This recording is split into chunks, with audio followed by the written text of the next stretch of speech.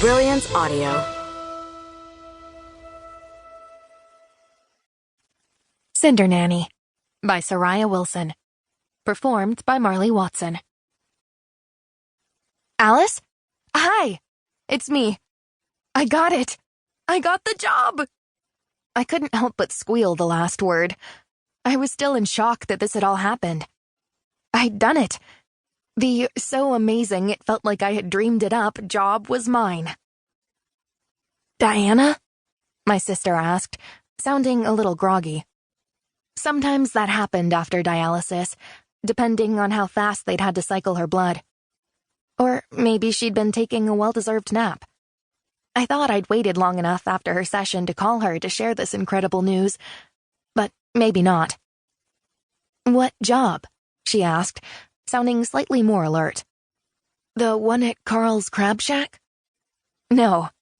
That had been my original plan, to take on a third job waitressing on weekends at a nearby tourist restaurant.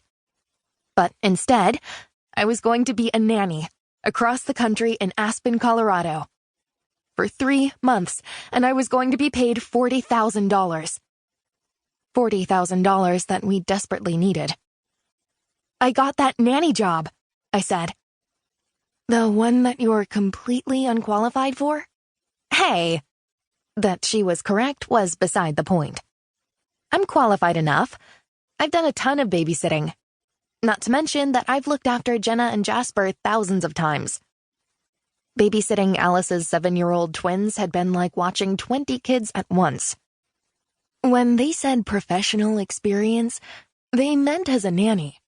And if I'm remembering right, which I admit is hit or miss these days, she said, you also needed to be fluent in French, have a master's degree in childhood development, and be an Olympic-level skier. 0 out of 3 ain't bad, I joked, but she didn't laugh. Oh, come on.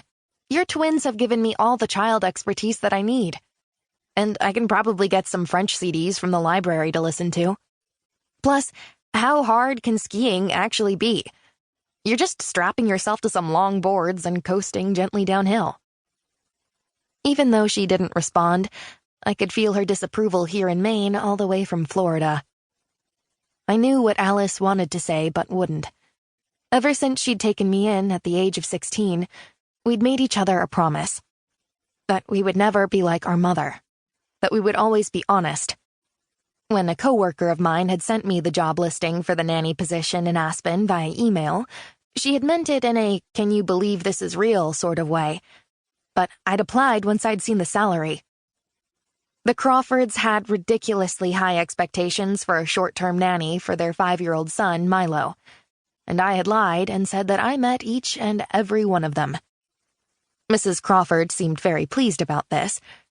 I suspected that was because it was 2 days before they were set to arrive in Aspen, and, obviously, no other person on the planet actually had the qualifications they wanted. I was also supposed to be a math whiz, certified in teaching small children, and an etiquette expert. Ha! This was also why they were paying so much money. I had to imagine that they'd kept increasing the offer until they'd found someone. It had taken very little effort to create an online presence with social media that backed up my tall tales/lies, and my 2 roommates had served as my references. It was a good thing Mrs. Crawford hadn't done a background check, because everything would have unraveled fairly quickly. Fortunately for me, she had bought it all, hook, line, and sinker. At least my con artist mother had been good for something.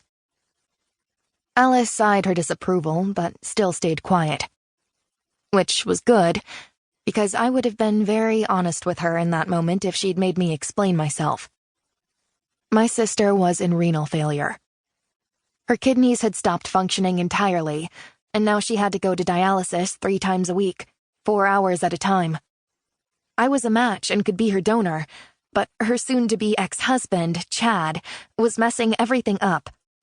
She was fighting him in court for alimony and child support, and in retaliation, he'd removed her and the kids from his health insurance. The court had ordered that she and the children be added on again, but now Chad was fighting that ruling.